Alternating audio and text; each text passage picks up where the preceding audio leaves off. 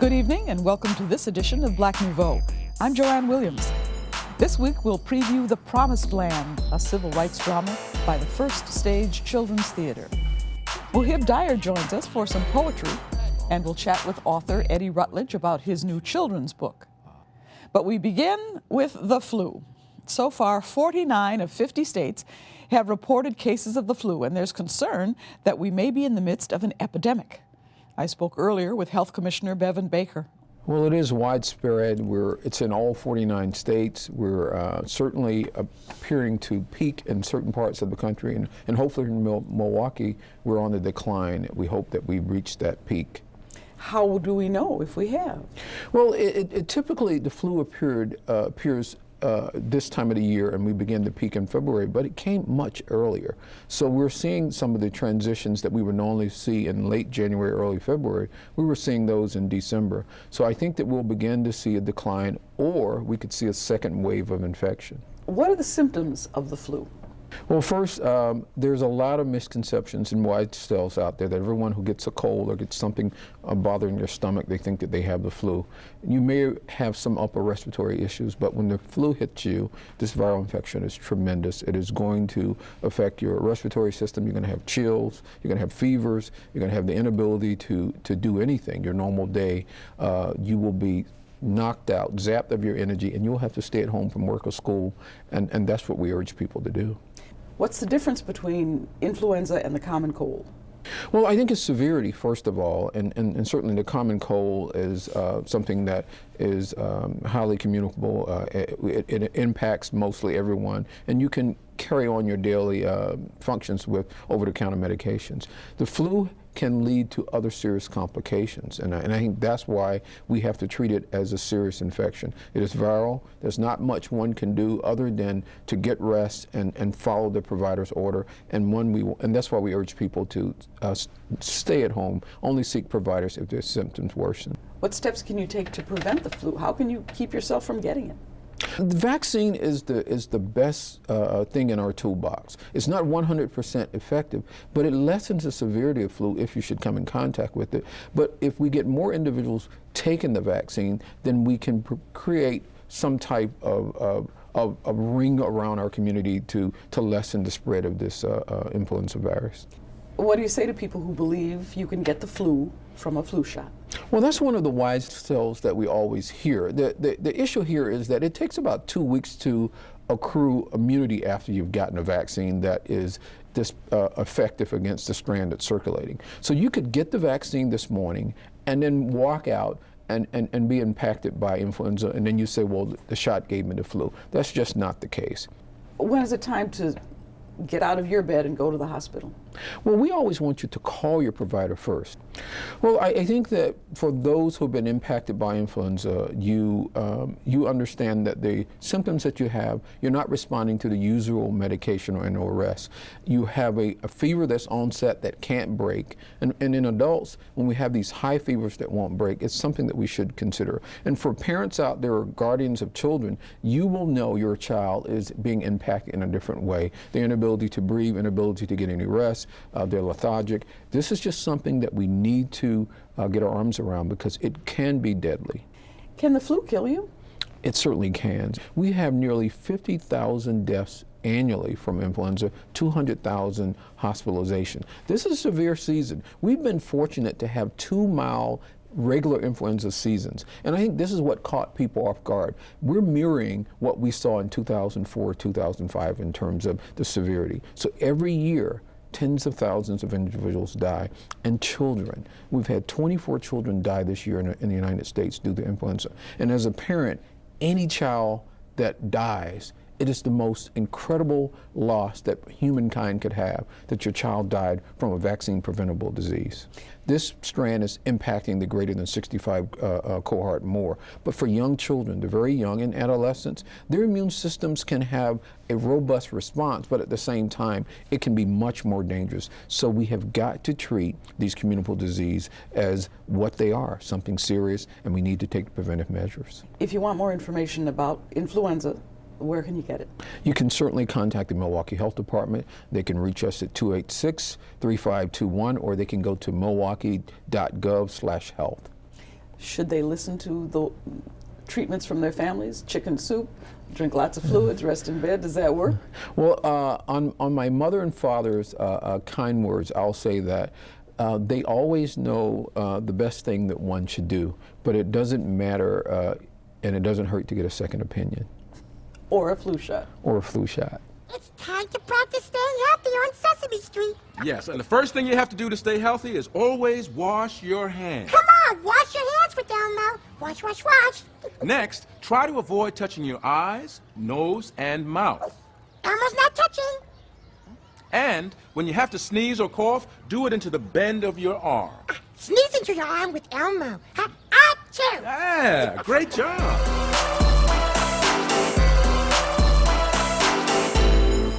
All across this city, there are thousands of boys who don't want to be just another face on a t-shirt. All across this city, there are thousands of boys who don't want to die young. Community, what are we going to do to save them? Picture them on any city street, looking up into the sky and saying, it's like I'm sitting in a jail cell, Lord. It's like I'm sitting in a jail cell, Lord. It's like I'm sitting in a jail cell with invisible bars waiting on death row, counting down the days because I know they coming. You see, I know they coming in police, them jealous dudes and chicks. They all coming, and it wasn't supposed to be like this. You see, Lord, they never told me you were in me. They never told me you were always there, so in turn, I believed what I saw, and what I saw was a daddy that was never around and a mama that was always crying because we were always broke when it was money outside. And rats and roaches and pissy mattresses me and my brother slept on when it was money outside, and teachers that told me I had to wait 12 years to get paid. You see, my teachers told me I had to wait 12 years to get paid, while all of them got paid off of me right now, whether I learned or not. Whether I learned or not, when it was money outside, and what else was I supposed to do? You see, Lord, they never told me you were in me. They never told me you were always there. And how was I supposed to know that being created in your image and your likeness meant that if you made the earth, Lord, I could make my own business?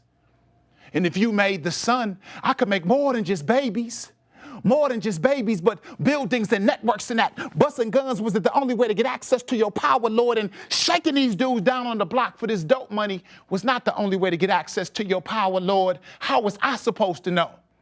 And how was I supposed to know that down in shots of Hennessy and smoking weed was it the only way to escape this hell and get to heaven? I could have got down on all fours and talked to you, Lord. You see, they never told me you were in me. They never told me you were always there. And how was I supposed to know that every time mama was like, stay in school, baby, you hear, mama? Stay in school, baby. Stay off those streets. That was you, Lord. And every misdemeanor charge you ever beat, that was you, Lord. And every felony charge you ever beat, that was you, Lord. And when those bullets missed me, when I was on the block doing wrong, that was you, Lord. And when my boy laid in that casket cold and lifeless, get off this shirt, man. You can't die like this. When my boy laid in that casket cold and lifeless, get off the shirt, man. When my boy laid in that casket cold and lifeless, that was like you was trying to tell me he would be me if I didn't change and now I falling. My time is up. I know they coming. I don't even know if you listen to dudes like me, Lord, or even care about dudes like me, Lord. But I know now what I should have known then, and it took me to fall to see the light. You were always in me. You were always there. You were always in me. You were always there. Forgive me, Lord, for I knew not what I was doing to myself. Send me somebody. Send me a community, no matter the color, no matter the race. Send me some people who have compassion and love and mercy in their heart, that know that my life is worth something too. Please, Lord, send me somebody to teach me to love me, to teach me to love me, to teach me to love me when I forgot how to love myself.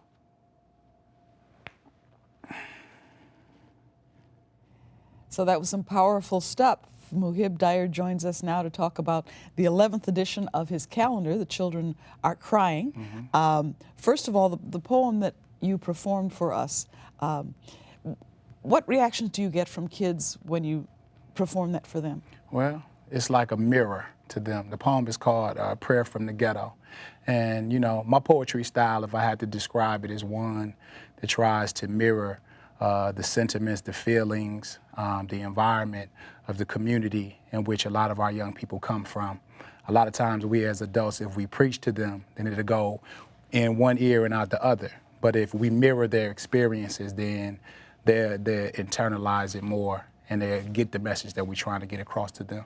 Now, when you talk to these kids, do you also have them communicate to you, and how do they do it? Yes. Through the vehicle of poetry. Poetry, we like to call it edutainment instead of entertainment, because poetry can be educational as well as entertaining. And the vehicle of writing can be very cathartic for young people in general when they have an opportunity to express themselves in a creative way. We can teach them to prevent them from doing it in a violent way.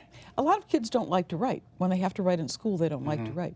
Do they like to write when they're with you? Well, they like to write about things that they like to write about.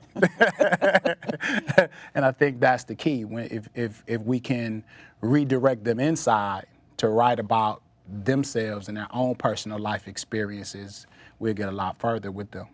Now, the calendar has poetry in it, too, and one of the ones that I like particularly is May. Right. That says, fathers, we must read to our sons, it could save their lives. Right. What does that mean? Well, if you look at the statistics, they say the average person in jail cannot read beyond the 3rd grade reading level. So literally, if we read to our sons and we teach them to be educated, then it could save them from going to jail. Because just think about it. If you can't fill out a job application and you're not articulate, then do you really feel comfortable going to a job interview? And if you don't feel comfortable going to a job interview, then you might turn to the streets. So if people want to get the calendar and read this poetry, how do they get in touch with you? Okay. Well, they could give me a telephone call at 414-793-6346, or they can email me at thechildrenAreCrying@gmail.com. Give me in 10 seconds, what have you learned from doing this? I've learned what my mother tried to teach me, that if you are a servant and you learn to make a contribution to humanity, then you live a fulfilled life. Same thing that Martin Luther King said. That's right. Those who are great are those who serve. That's right. All right. Well, thank you very much for talking with us. Appreciate it. Very interesting and inspiring poetry. Thank you very much. This is the first time we see you two friends having a conflict. So let that build. Okay. And even inform how you sit as you watch her life story come into life. This is a rehearsal for the production of The Promised Land, being put on by the First Stage Children's Theater. This is the story of 2 young girls who lived in Milwaukee. One in the late 60s, an African-American, and one in 1910, a Go to My Ear. Playwright Jonathan Daly said this project started as an interactive project to educate the kids at Go to My Ear, their school in Milwaukee is named for. So what'll you do now? Run away? You did.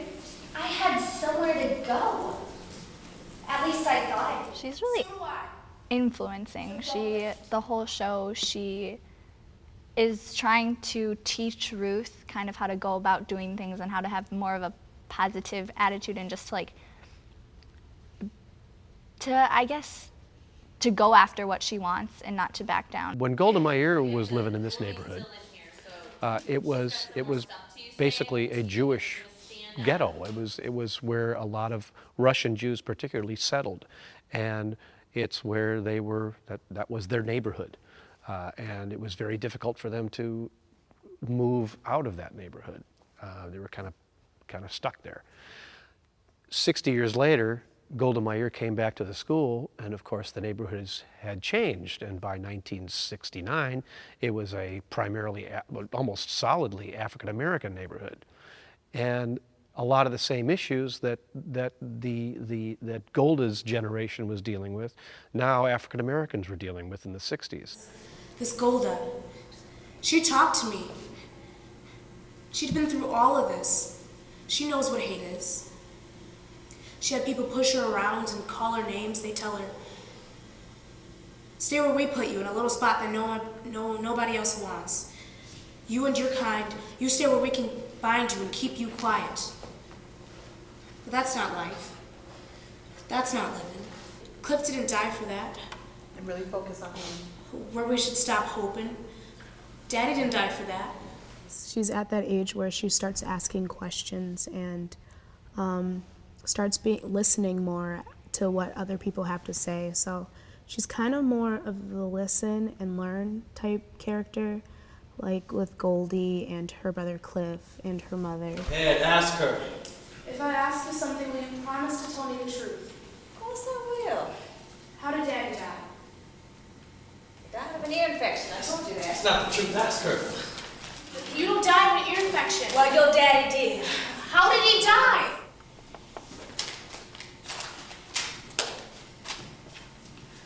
He was having breakfast one morning in this diner. Some folks from the north were outside signing up Negroes to vote. A bunch of white folks got riled up, came into the diner and started pushing people around. They're going after this old lady and a little girl, and your daddy stepped in.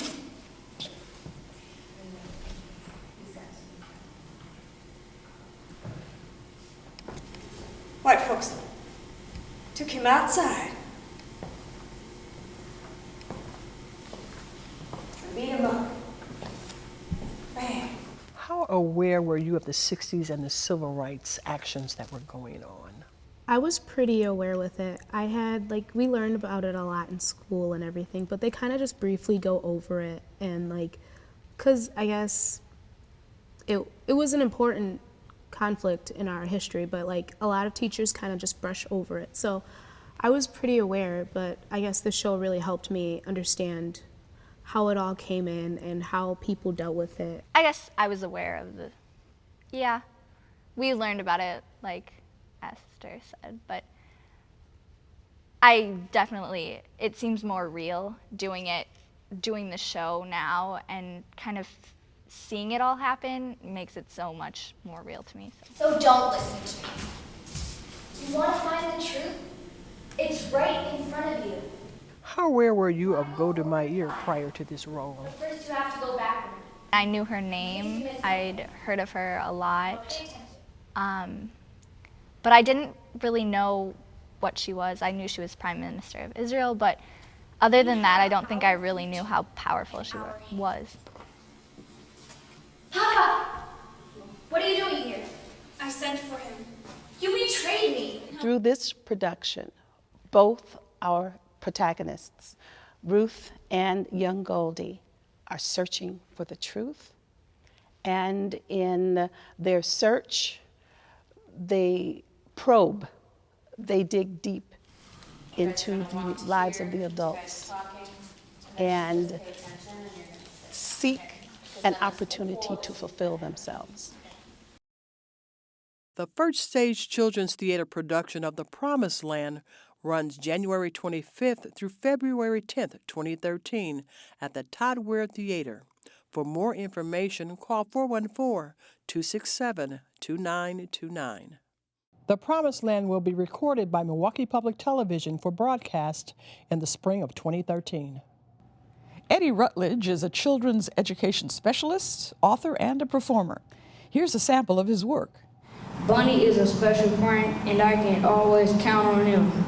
Oh yeah, did I mention that Bunny is a rabbit and he can talk? I love working with children. I've always somehow been exposed to being in charge of a children's program or children in some setting, and I believe that was my calling for some reason. So I'm just sticking with that path. I love it.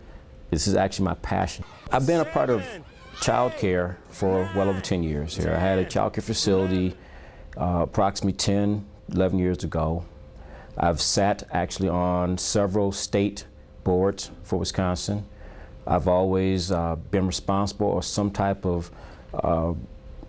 like I said, responsible format for child care conferences. I've always visited schools. I've helped out with counseling, advocacy for child care providers. So all of that has always been a part of my life, no matter what. A few years ago, he became an author of a children's book. Well, the book came to a reality from several discussions I had with my cousin who resides in Virginia. That's Amani's mom. And just really after repeat conversations, I decided to put together a project that I thought could be really, really creative but yet interactive for children of all ages, but especially in the age range of Amani. Amani is actually 6 years of age, and most of the students that I've dealt with in my child care days and also just interaction with schools were in the ages of 2, 3, 4, and 5 and up. He joins us now to talk about his new book, Amani and Friends Go to New York City. Welcome, Eddie. How you doing? Eddie Rutledge. We know each other we do. From Yes, some we previous activities together. Yes. I didn't know, though, that you were, first of all, you have a CD. Yes. Are you a singer? I'm a musician. I didn't hear you sing. I'm a musician. We weren't in a setting for you to hear me sing. But yes, I'm a musician most of my life, or at least 27 years of my life, and I just grew from there. Now, on the CD, Yes. you're doing songs for children of what ages? My project is targeted for ages 3 through 9. It has expanded already from ages 3 and up. So we have ages of 12, we have teens that enjoy our music along with adults. When you talk about various things on here, healthy eating, yes. It takes time, going green. Why do you try to pack so many lessons into one CD?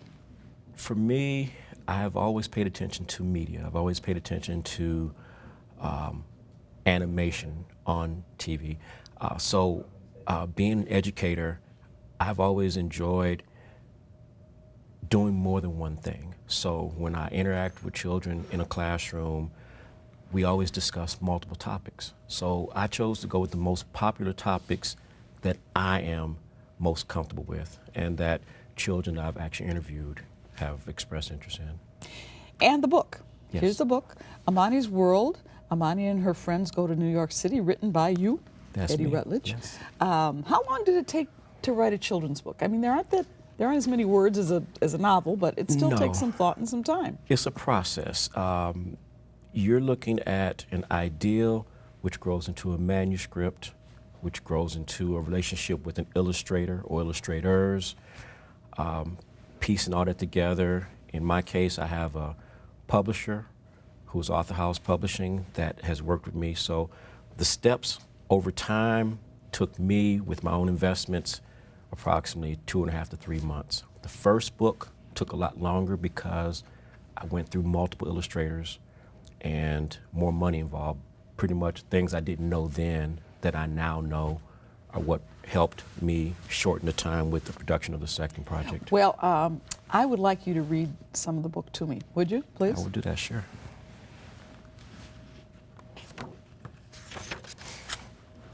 Hi, my name is Amani, and I have lots of opportunities to travel to many special places with my mommy, my daddy, and my best friend in the whole world, Bunny. Bunny is a special friend, and I can always count on him. Oh yeah, did I mention that Bunny is a rabbit and he can talk? Yep, that's right. When I say 3 magic words, he grows taller than me and we have lots of fun. Do you want to know the magic words? Okay, say them with me. I love traveling. Where should we go on our next adventure, Amani? Asked Bunny. New York. Some people call it the Big Apple. Yum. That makes me want to take a bite. On this adventure, we can learn about healthy eating, different ways to travel, geography, and more. Bunny, do you know which states are next to New York? I see Vermont, Massachusetts, Connecticut, New Jersey, and Pennsylvania. Bunny, can you tell me the capital of New York? Well, Amani, I think it's Albany. Oh, stop there. It's too exciting. But it's a nice book. It has great pictures. Yes. It tells a nice little story about travel. If people want to find out more about the book or about the CD, how do they get in touch with you? Well, they can reach me at the website, which is www.amanisworld.com. The book is available through various distributors. My home publishing site, which is Author House Publishing. Also, it's available on Amazon.com, Barnes & Noble, Books A Million, and many other distributors worldwide. All right, well, I'll look for it. Yes. And get a copy. And well, my sons are too old to read it, but I'll read it myself. They Thank can you still very much, read it. Eddie, for coming and talking with us today. You're very welcome. Thank you. Before we close tonight, we note the passing of Joe Pace. He was a member of the Esquires, one of Milwaukee's classic R&B bands. The band gained fame in the 1960s and 70s with hits like Get On Up and Get Away. Funeral services were held last week for the tenor, who was 68 years old. And that's our program for this week. For Black Nouveau, I'm Joanne Williams. Thanks for watching. Good night.